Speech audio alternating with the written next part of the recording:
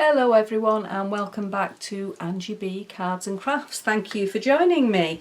So you may have guessed by now that this is another video in my Dina Wakley Media Gloss Spray series.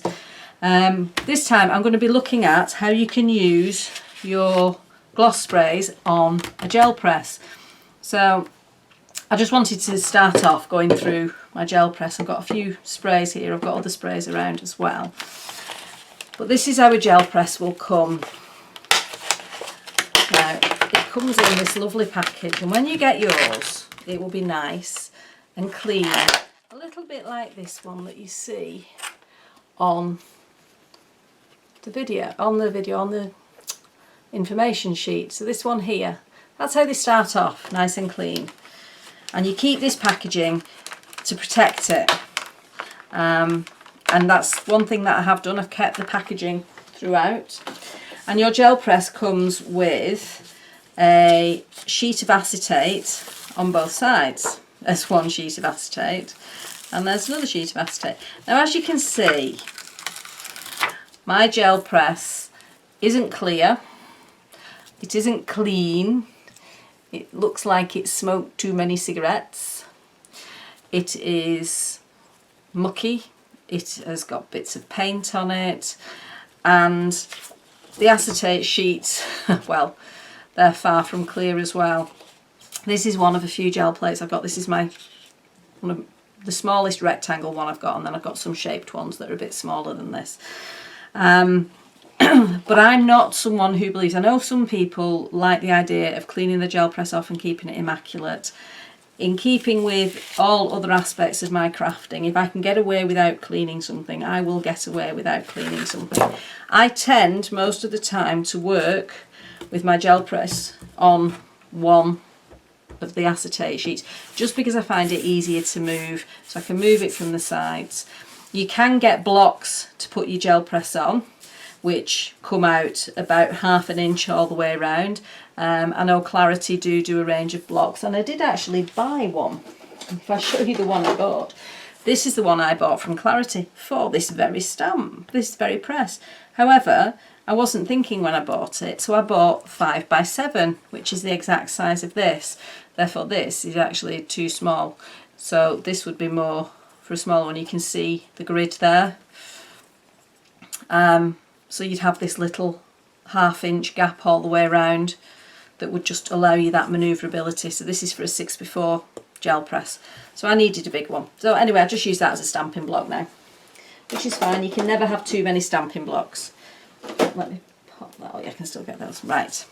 So I take off one of my acetate sheets and I pop it to one side. And then I decide what medium I'm going to be putting on. So as I said, today we are going to be looking at how we can use a gloss media spray. I'll try again. How we can use gloss sprays on the gel press. I use acrylic on my gel press all the time. I use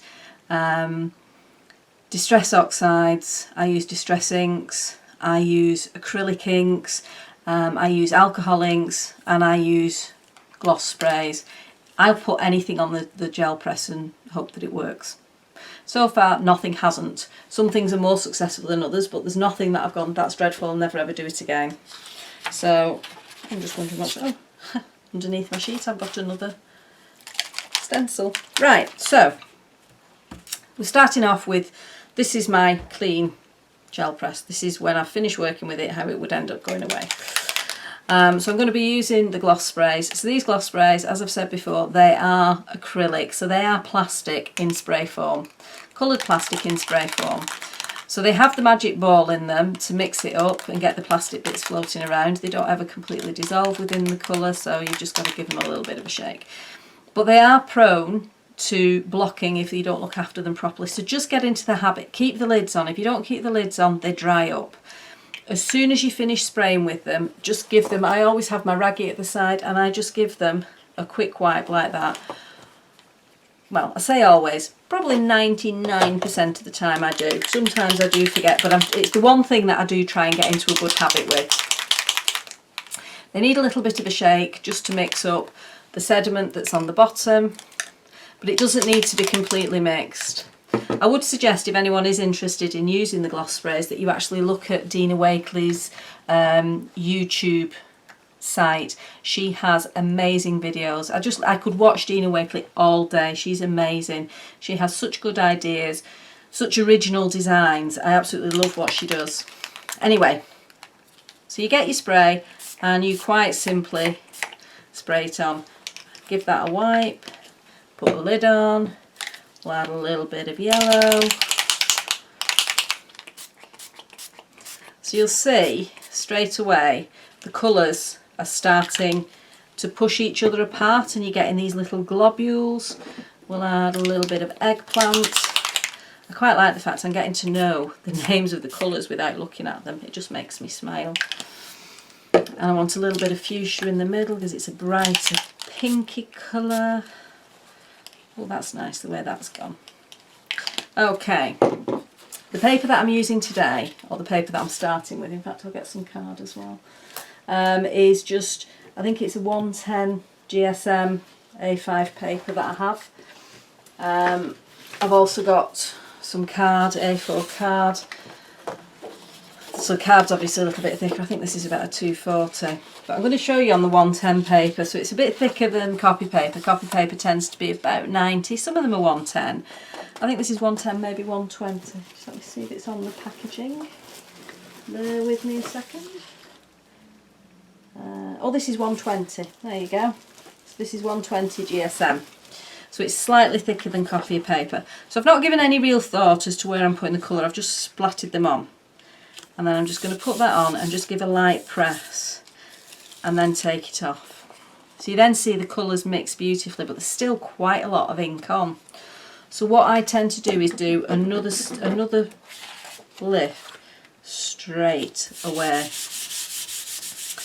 And this then becomes my add to sheet. So this is the starting point for this one, and I will add more to it. So I keep coming back to that one sheet. But what you will also see is that because this is quite thin paper, the ink comes through. So just be wary that when it's wet, because it's come through, it's going to be a little bit more fragile. So be careful with it. Right, let's do some other colours. Excuse me. Right, a little bit of lime. Lime needs a little bit of lemon to keep it company. And then I'm going to get a little bit of cheddar. I love this cheddar one. It's a perfect name as well. It is just like red cheddar.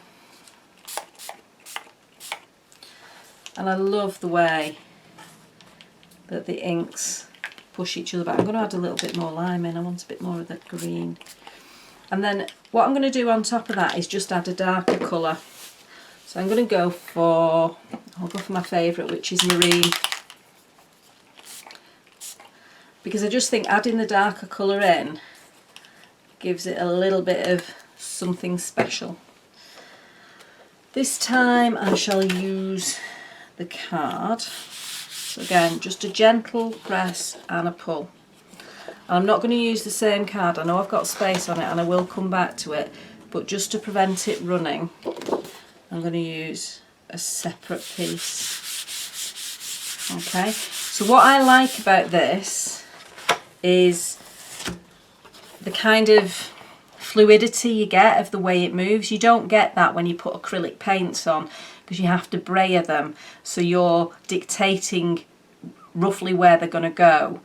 With this, because it is a spray, it goes where it wants to go, and you do get some of this lovely dotty, which is just the globules that haven't got enough to spread around. So you see it much more on that mop-up page. I absolutely love these dots. I think they just make life interesting, and I can imagine that you could draw around them using a fine liner and make some beautiful little doodles.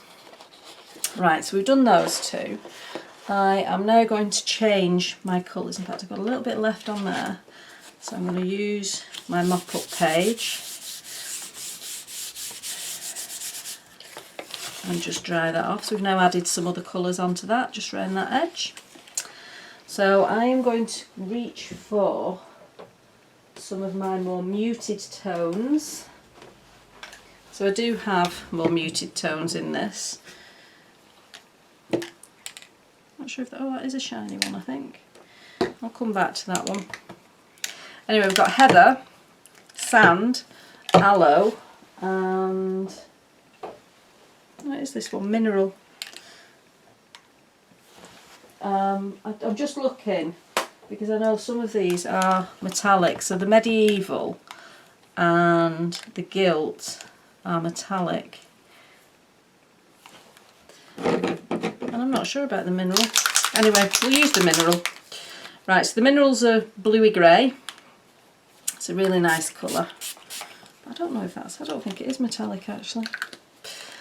A little bit of the heather.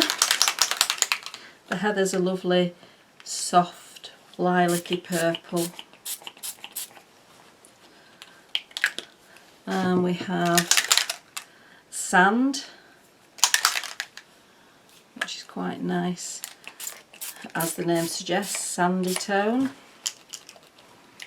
And we also have aloe. This doesn't look the colour of aloe to me, but hey. Okay, so they're much more muted, so I'm going to do a pull on there, and then, in fact, I'll use the other side of this because that one wasn't as damp. Just do a pull. Now there was a little bit of movement there, so it's going to have squished it a little bit, but that's absolutely fine. Oh, that's a lovely pastel background, isn't it? So what you can do, if you want to, is just do a little bit of run. I really like the look of that one actually. I don't usually do pastels, but I like that one. Okay, so this one, I'm going to pop another one on there and do a pull, so it's a much more faded look on that one. So I'm not keen on that one, but I'm not going to throw it away because I can always change it, and to change it you can just add more layers. So it's the same as when you're doing work with your ordinary acrylics or with your inks or whatever.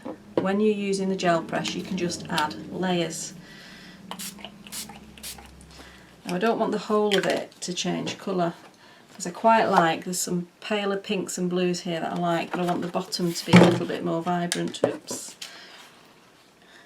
Now if you want to be accurate as to where you're placing your paper over your gel press, and oh I like the look of that.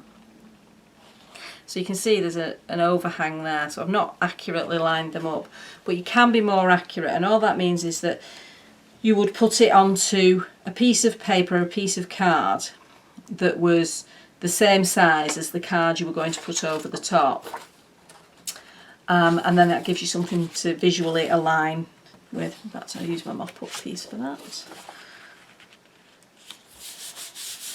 But as you've probably guessed, I'm not going to be doing that. I don't really do accurate placement of things. Oh, I'm liking the way this is layering up now.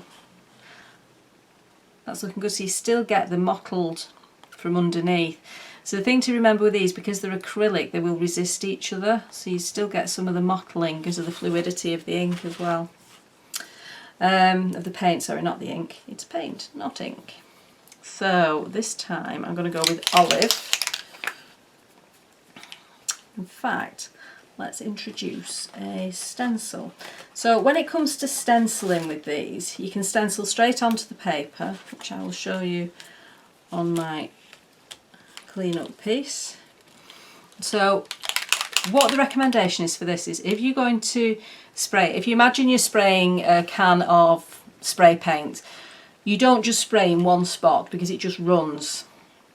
You would do movement with the can as you're spraying and get a light layer and then put another light layer on, etc, etc. Well, it's exactly the same when it comes to using this. You do it in light layers and just do a couple of sprays over the top. You aren't going to get a perfectly crisp image for the simple reason it is fluid and it is going to be reacting to the acrylic underneath. So you're not going to get a perfect image using these for stenciling. But I quite like the way they look, that slightly muted tone, slightly less crisp. The other thing that you can do with them is, once you have used a stencil, they're really good for mopping up. So I've got some ink on the back of that stencil, take some paper to it, give it a rub, and there you have the start of another page, whether it be for a card or for a new journal or for another piece of work. Okay, so what we're now going to do is have a look at using the stencil on the gel press with the inks. So, two ways of doing it. Three-ish, really. Actually, we'll use this stencil just because it covers the whole of it. I seem to be using this stencil a lot at the minute, which is the Circles Not Circles from Clever Cuts. Thank you, Emma, for this. So the first thing I'm going to do is stick that down. Just the gel press sticks things to it. So I'm just going to give it a light press down so that it's got some form of a fix to it. Now, as you can see, my stencils aren't very clean either. There's a consistent pattern here. And what we're then going to do is the same method of spraying. So just gently moving across. If you leave that on now, there's an increased chance it's going to go under. You can see it's starting to pool around the edges. So what you can then do is lift that off. And then you have the option of taking a print directly off your gel press, like so, but also taking a print off the stencil. Okay, so we get two different images, a positive and a negative. So this one shows you where the gaps were, and this one shows you the gaps filled in. The other thing that you can do is spray your spray, whatever colour mix you're after. I tend to be very, very similar each time I use them in my colour mixes. I need to try and mix it up a little bit, so let's put a little bit of heather in this one and soften it down a little bit. Okay, so there we have a gel press which now has ink on it, paint on it, sorry, I keep saying ink. We're going to pop this on top, the same as we would if we were using the acrylics, just the paints. Then we can pop our paper on top and give it a rub.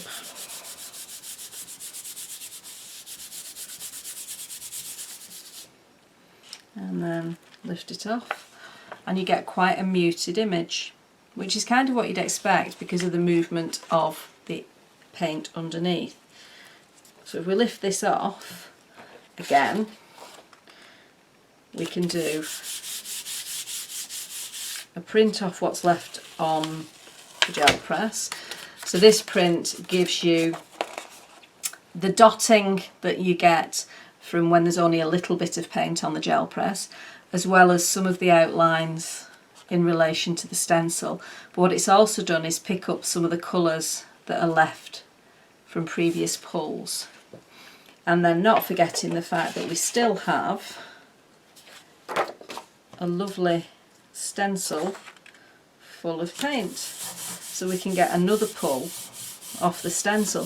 So you can actually get 2 or 3 pulls each time you use a stencil on a gel press, and this isn't just with the acrylic paint sprays, this is with inks, this is with your ordinary acrylics, your acrylic inks.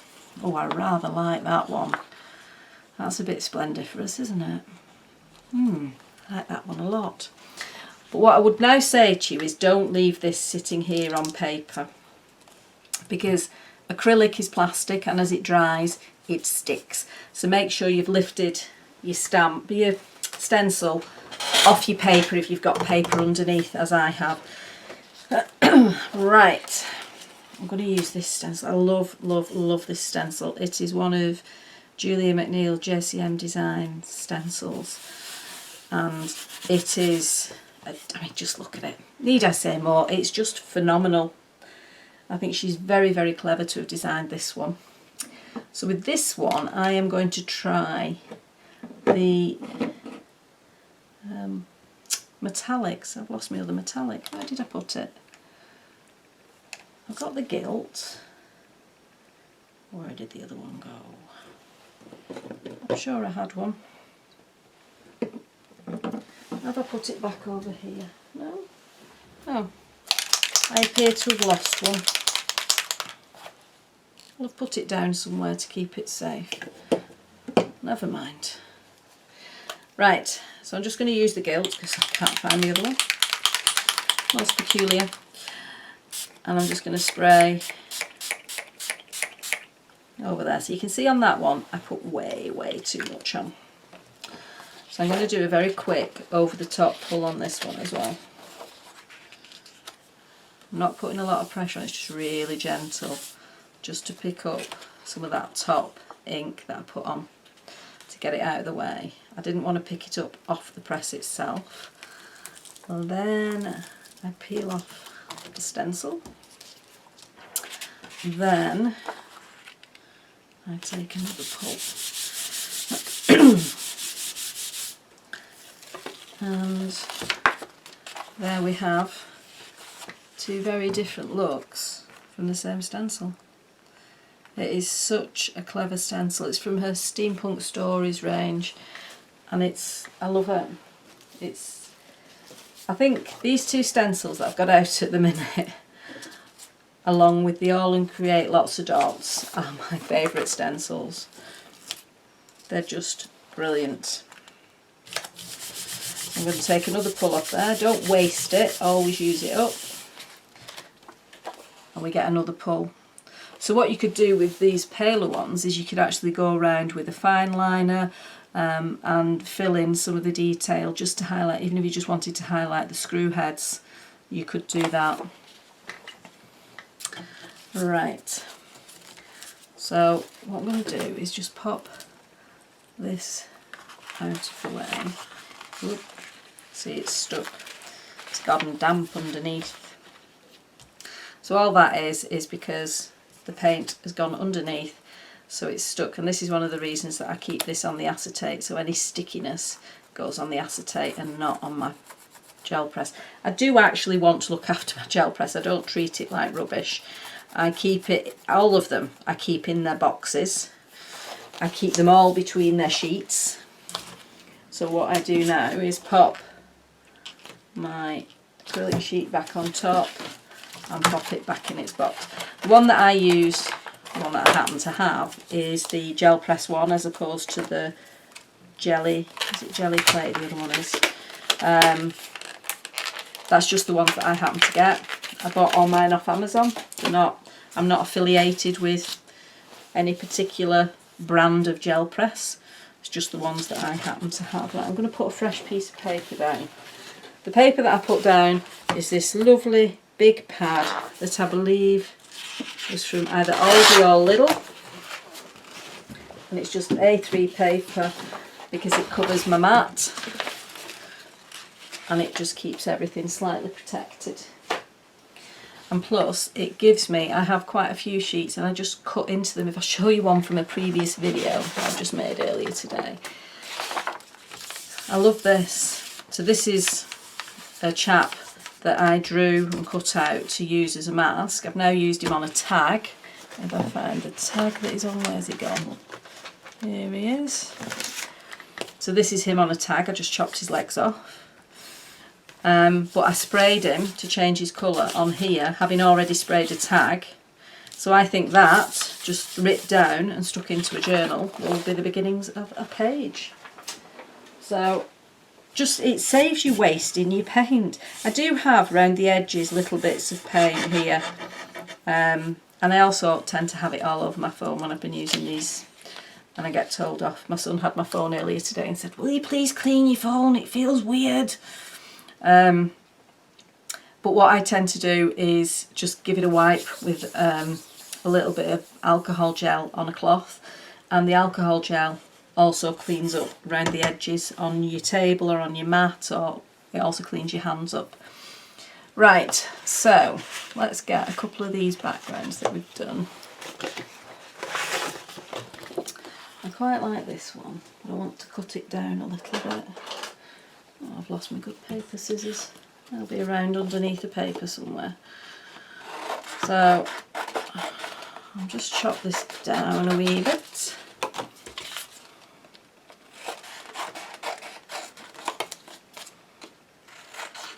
So there's a good chance that the end product is going to end up getting ripped. This is just going to give me my working space. You can see there's still some wet paint on it, hence the fact I've now got wet paint all over my nice fresh paper. The only reason I'm rubbing that in is so that it's not wet anymore when I put stuff on it. That's the long and short of it. You can still feel this is a little bit damp. I'm just going to give it a very quick blast because I want to stamp onto it. And if you're wanting to stamp onto something, you want it to be totally dry, because otherwise you're not going to get a true image of whatever it is you're stamping. I'm going to use, I think, at the minute in my mind, I'm going to use these two stamp sets. I can't for the life of me remember where they're from though. I did look them up the other month and I've forgotten again.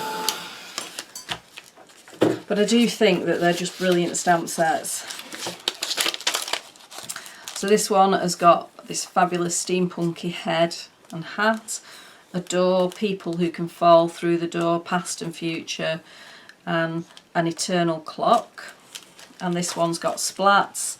I love this broken clock. I mean, how cool is that? Your sentiments, stamping of cogs, numbers, fallen apart clock. It's just brilliant. Love it. So I'm going to use them on here, and I'm going to start with the background. Now, true to form, I haven't thought through as to where my inks are. I want some browns, I think. There we go. So I'm going to use Versifying Clair for this. In fact, no I'm not. I'm lying. I'm going to use some Distress inks. Something's gone wrong on that one. Never mind. My label's decided it's two-tone. Don't know why that is. Right. So let's see. I'll go for, is that? Yeah, crushed olive. Right, so we've got crushed olive, vintage photo, and walnut stain. So they're the colours that I'm going to use in the background, and then my main image, chances are, is going to be in black. And I have my stamping block. Just about fits on there. Fabulous. Now remember, this is plastic. So this is going to resist things I put on top of it to an extent, so it's going to take slightly longer for drying. And I'm also, if I can spy a spray bottle, going to spray. Yes, I do have one. I've been decorating the last couple of weekends, and as a result my spray bottle is in whatever room I decorate, because it comes in really handy for filling holes. So I've added a bit of liquid onto the top of this so that we're going to get some a bit wetter, some a little bit less wet, and it's just going to give it a little bit more texture when I stamp.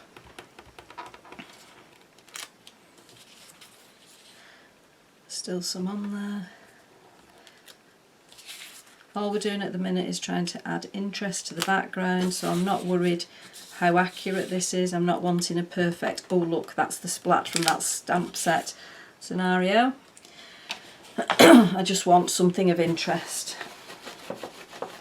Give that a bit of a wipe. Pop it back on. I do try I say try, I really do try and put my stamps back on where they should be after I've used them, because then I can find them next time I want them. But I will be honest, I do quite often find stamps lurking in the wrong place. Right, so we're going to pop some cogs on. I'm not worrying too much about going over the wet. I'm going to try and avoid the really wet bits, but I'm not worried about going over some of the wet bits. I'm changing the colour now to the olive green. Crushed olive, not olive green. We'll have that one down here. And we'll do one more, which will go, it will go slightly darker with that one. That's the walnut stain.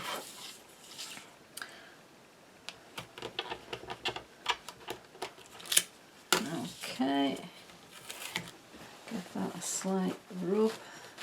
That's about the extent to which I would clean my stamps, is just a slight rub, unless I do use StazOn. Because StazOn is solvent based, so it can have a detrimental effect on your stamps if you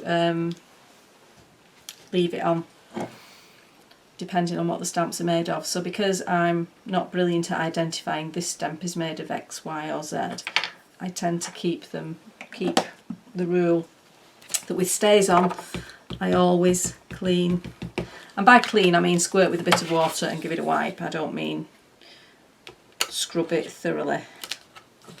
So I've now swapped from using the Distress inks to using the VersaFine Clair, and the reason for that is twofold. One thing I would say is with VersaFine Clair, it can very easily smudge on top of the acrylic, so just be aware of that.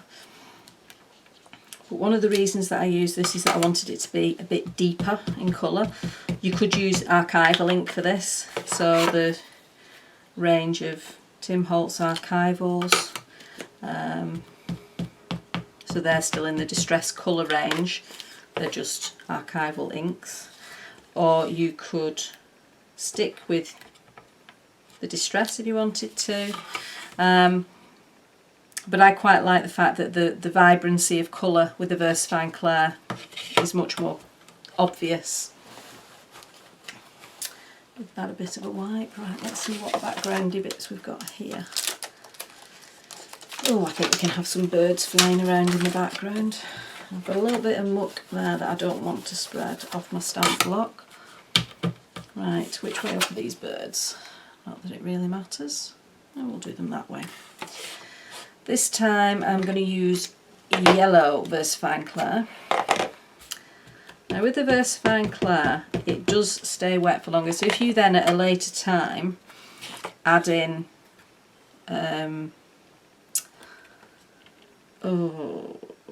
what am I trying to say?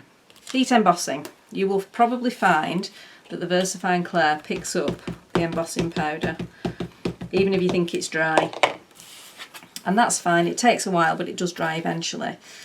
But again, it's up to you how you want your piece to look. If you're bothered by that, then think about what inks you're using. Because this is sitting on top of plastic, it stays slightly wet.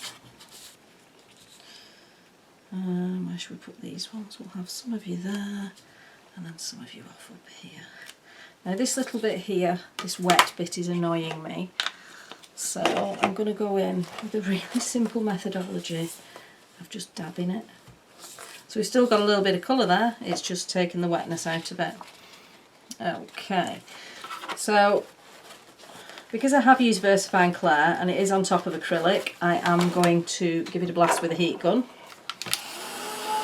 just to try and remove the vast majority of dampness from it. And I'm also going to, this is also going to be drying out the water that we spritzed on the first stamp. So you can see around the edges we've now got a little bit softer because we used that splat stamp with a little bit of water on it. We've got some interest coming through. It doesn't matter that we can't see all the cogs clearly, that's fine. if I want them to stand out, all I need to do is go in with a black pen or even a white pen and highlight or lowlight different bits.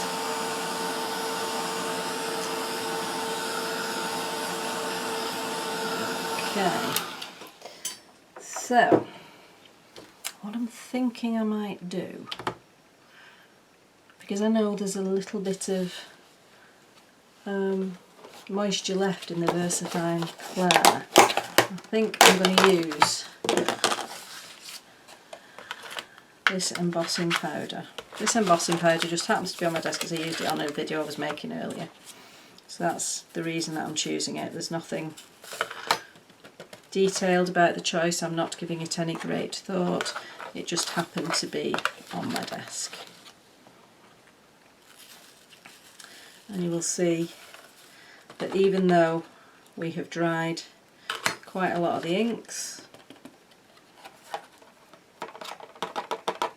we are getting quite a lot sticking, and true to form I don't do things like clean off the bits that you don't want it to stick to, because that requires effort and thought, and that's beyond what I do. I just kind of like the process. So if we get bits stuck where they're not necessarily meant to be, then we get bits stuck where they're not meant to be. I'm not a tidy crafter, and if you've seen any of my videos you will be aware of this fact. I don't do neat and tidy and clean crafting. I don't get any pleasure out of that, and the main reason that I craft is for my own personal pleasure, my own fun. It's my relaxation, it's my enjoyment, it's my expression of me. Right, so with embossing powder, as ever, you need a heat tool because it's heat embossing powder. The one I have to hand all the time is my Ranger Heat It tool because it happens to hang on a hook underneath my desk. It's not perfect for heat embossing, it's not designed for heat embossing, it's designed for drying. I use it for both, and again that comes down to the fact that otherwise I have to root out my other heat gun and unplug something to plug the other heat gun in and give things thought instead of just being able to do. So because this one's to hand, this is the one that gets used most often. If you've seen my previous video that I made earlier today, funnily enough, where I've used this embossing powder as well, I used it on this tag.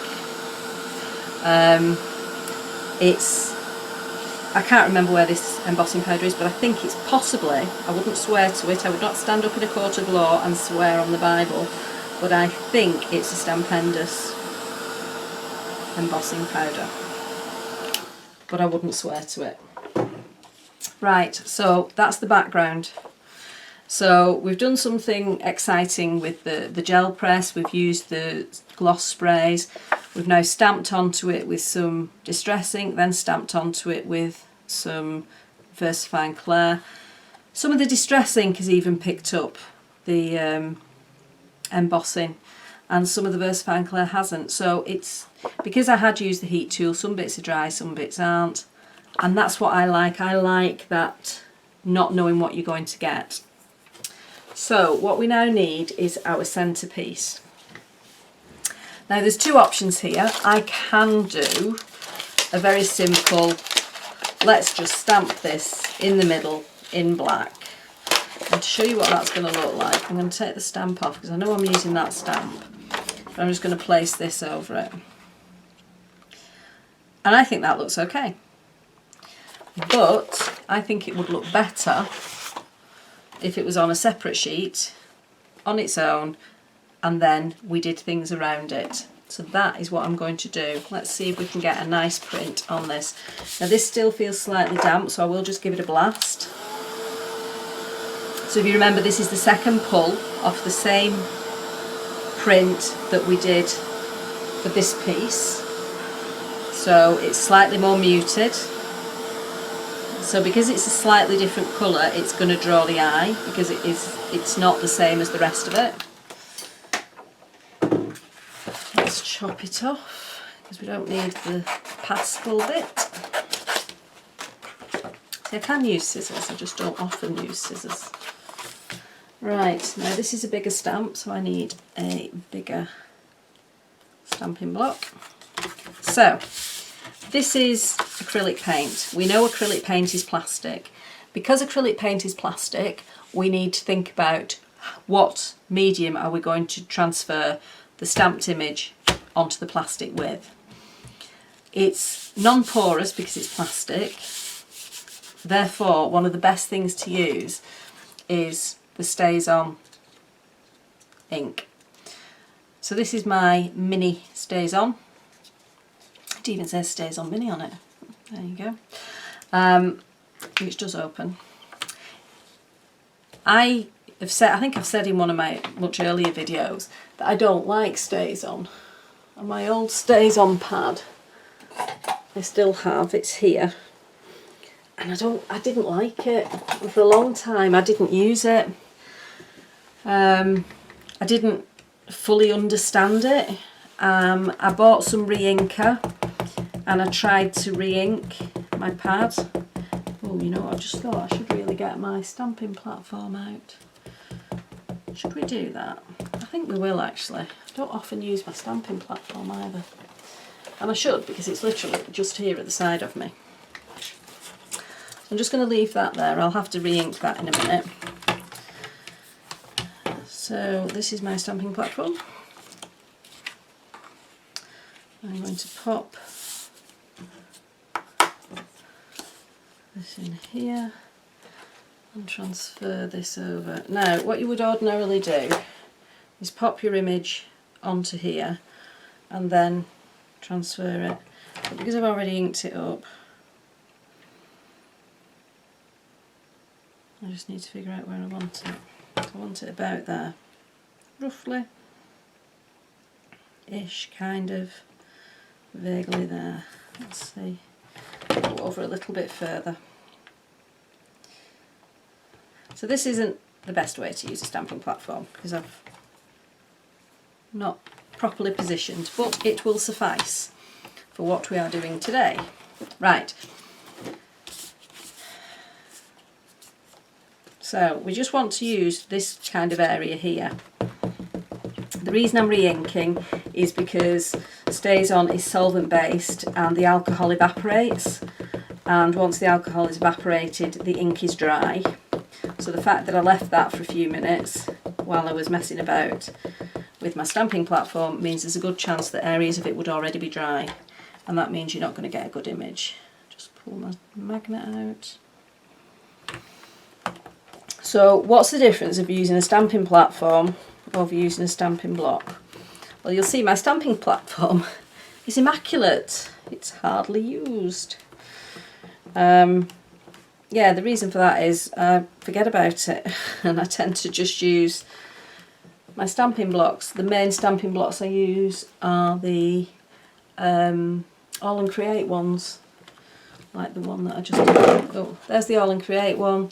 If I want something slightly bigger, I go for the Dilutions one, which is also, that one's from Ranger, this one's from All and Create, and I do have the A4 All and Create one as well.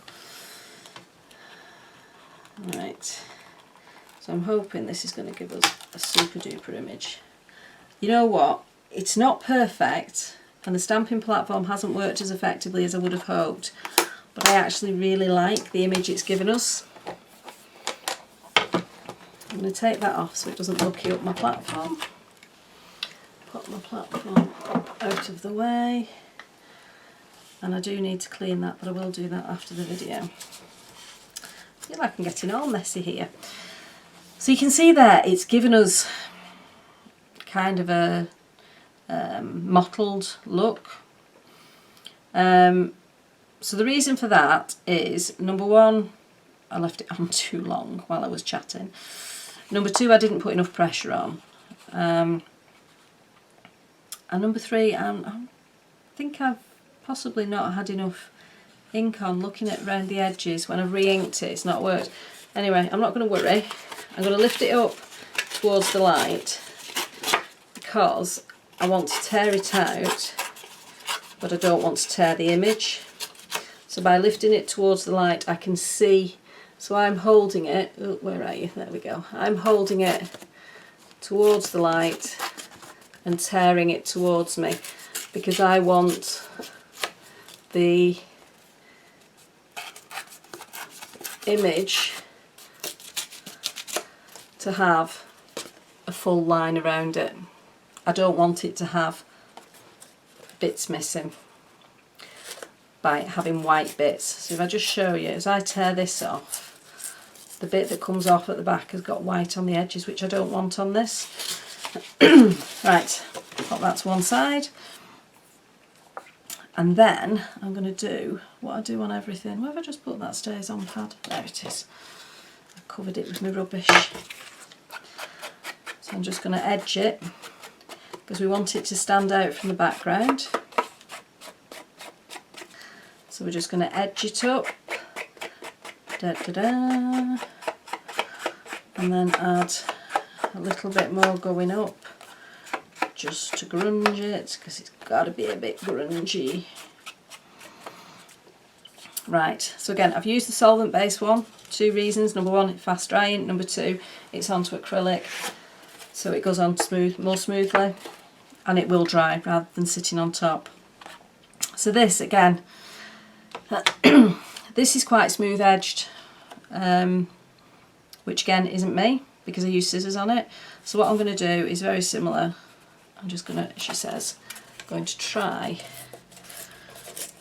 and just take the edges off. And the reason I'm doing that is, number 1, I prefer rougher edges. Number 2, I think it takes the ink better when I then splodge my black ink on, which I will be doing in a moment.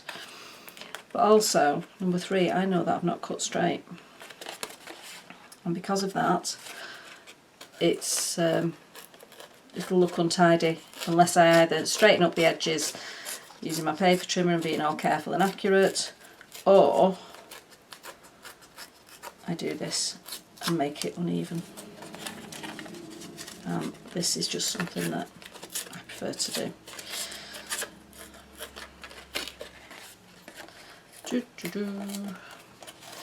Don't worry if you get a bit wonky going on, it doesn't matter. Now I do have, and I don't know if any of you have seen these in the past, they're from a long time ago, the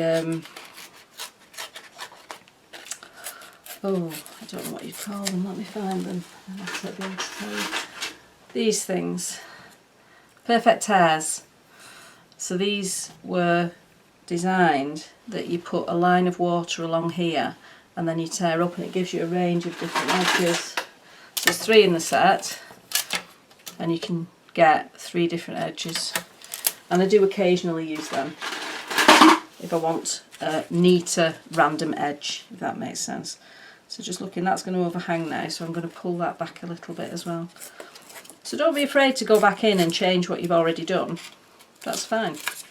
It's your piece, you change it how you want to change it, you make it how you want it to be, and if you're not happy with it, do something about it. It gets more difficult if you're doing a commissioned piece, because that's when you suddenly start thinking, oh, what will the person think? Rather than do I like it, it's does someone else like it. So I actually, much as I do commission pieces, prefer doing pieces for myself. There we go, that fits on there now. Right, so let's go back in and add a bit more dark edging on this. In the process of this, no doubt, I am putting black thumbprints and fingerprints everywhere. We're not worried about that. What's a bit of black between friends? And then we'll do the same on here.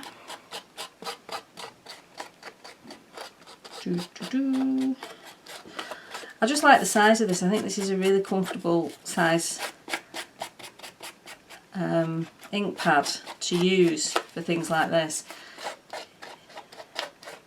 It makes me happy, which is always good.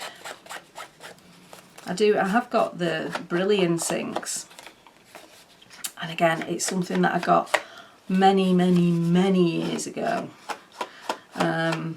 when I was first beginning to get into crafting. I bought a stash of, I don't know, 20 odd Brilliance inks, and I've rarely used them. Do I want it that way? No, I think I want it the other way up actually, because I like those coming down like stalactites. I quite like that. Okay, get rid of that rubbish. So yeah, brilliant inks are a nice size. The little, you can get teardrop ones, little mini ones, and I do like them because they're a good size. But I don't use them. I'm terrible. I do like the little Ranger archival ones. So I'm just looking for some glue. There we go. So get some glue on here.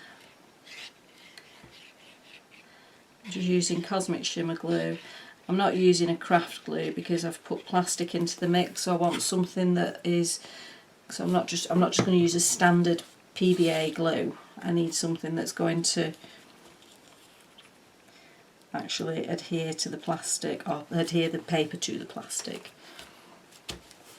Okay, now on the back of here, if I'm going to stick it in somewhere, I need some tape. So hidden under a pile of other things, I should have some tape. I need to root out a new roll. And I do have tape scissors. They have a special tag on that says sticky tape, so that if people come in here and start using things, they know which ones can and cannot be used for sticky tape. Although to be honest, I think my family is slightly fearful of coming in here. They're afraid of the wrath of Angela, which is fair enough. Apart from the dog, he comes in and has a nosy around to see if I've dropped any food while I've been crafting, which isn't uncommon. I quite often drop a crisp or two. Right, so what I do when I'm peeling tape, I see people struggle with this sometimes. What you do is just burnish at one end and then just get your thumbnail underneath and it comes off. As long as you burnish it before you try and lift it, so that you've got really good stickiness on that corner before you then try and lift the backing tape off, it comes up much, much easier. If you get a piece that overlaps like that, don't worry about it, it doesn't matter, because as soon as you've taken the sticky off the back, it's absolutely fine. Right, where did I put my journal? Here it is. I started off ages ago working in a journal. Funnily enough, using the sprays. So I'm just going to pop this on a journal page because I rather like it. Just going to stick it in like that. And sometimes we feel the need, and I know I do anyway, is I feel the need to decorate all around it. Whereas in actual fact, the journal page is offering the frame for the piece of work that I've done. The piece of work is this. I want to put a sentiment on it, so what am I going to use? Oh, I'll use a little bit of this. It can go down the bottom. Let's see if we can find a sentiment that's suitable from the same set. Where's the sentiments? There they are. So with this, I wonder if we get two out. As we could say time. Let's swap you out onto there. Sorry about my dry throat. Right. Should be happy again. Right, let's see where these are going to fit, because we want to be able to get the colour behind them but still have something surrounding them. I'll take you off. Yeah, that'll work. Maybe move you up a bit. Actually, let's swap them round.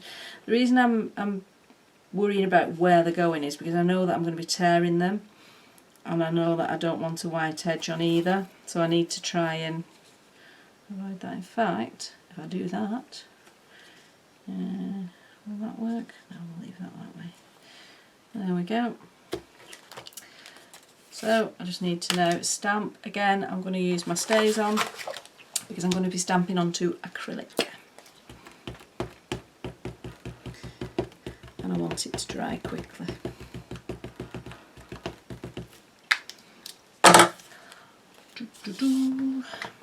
Right, so we want it roughly there. Give it a good press. One of the things that you might find when you're stamping onto acrylic is that because it's plastic, you get a little bit of movement. So just try and be quite definitive in your press when you press down, because that's going to ensure that you don't get that slide. You don't want to force it because that might increase the chances, but you want to be definitive. Or again, your other option is to use a stamping platform. Now on this bit, funnily enough, I'm thinking I might cut rather than tear. Yeah, I think we'll go for cut. So, you'd think straight lines, wouldn't you, because I'm cutting? Not on your Nelly. I just don't really like straight lines, it's boring. There we go.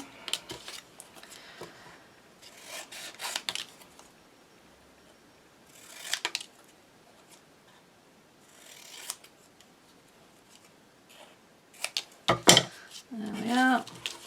Now, what I will do is find a piece of black card, because I want this to be really standing out. Just bear with me while I root out this piece of card, which doesn't want to come out of my stockpile. Right, so here we have sentiments that we want to back onto black card. A little bit of sticky tape. So it depends on how accurate you want to be as to what you now do. Because this is just in a journal, I'm not overly worried about the accuracy of the cutting that I'm about to do.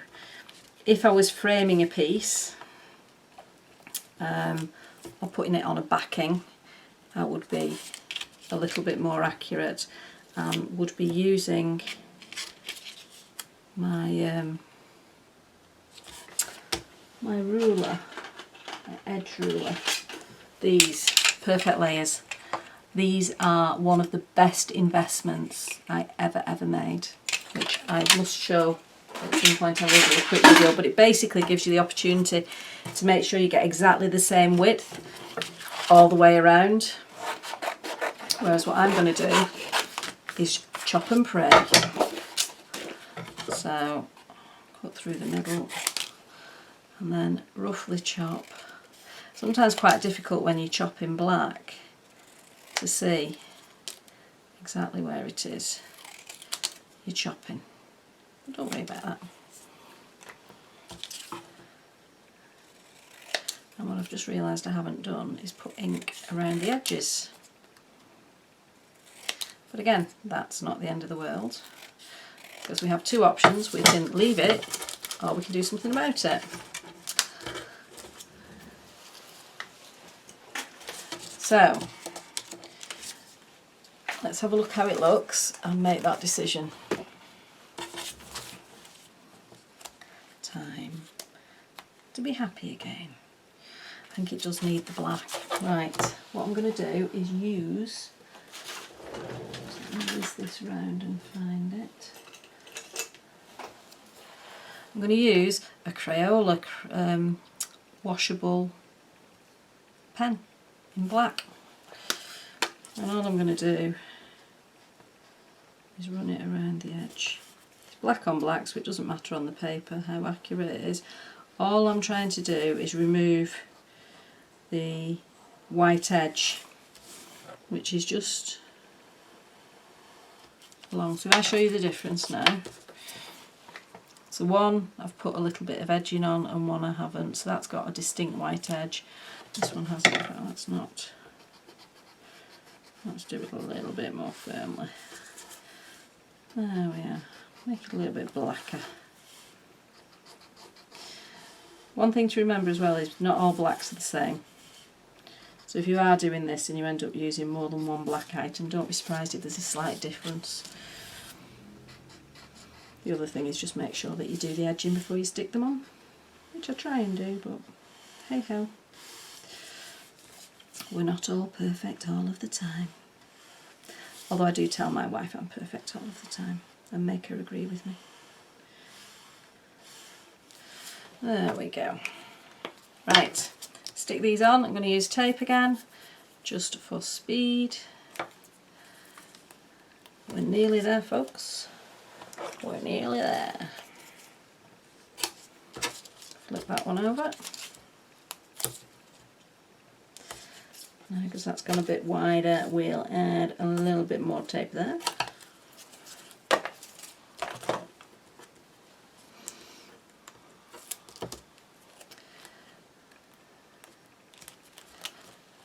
Now, if you want to, you could raise these up. To be honest, if I'm in my journal, I probably tend not to raise things up as much because it then interferes if I've not used the page prior or the page after or whatever. There we go. There is my finished journal page. So when I started this, I kind of had a vague idea what I was doing, but I had no idea I was ending up using a journal. Just to go back over what we've done, we have used the Dina Wakley Media gloss sprays. We've used them on a gel press. We've taken several different images. On this one we've used 2 different pulls from the same set of inks. So this was the first pull, this was the second. We've used Distress Inks and VersaFine Clair to put images down. We've then introduced the embossing powder and got a nice rusty embossing feel around it. We've edged it using the Stays On ink pad. We've stamped the main image in Stays On. We've gone around the edge in Stays On. We've stamped these in Stays On, backed them onto black, and then we've just gone around the edges there with the Crayola pen because I forgot to do the colouring in of the edges. So that's it. I hope you've enjoyed the video. I hope you found it informative and maybe learnt something new. If you have any questions, please give me a shout. If you have any comments, please feel free to make them in the comments section. Follow me on Facebook, Angie B Cards and Crafts, or follow me on Instagram at Angie Mary B. Thanks very much for watching. Bye.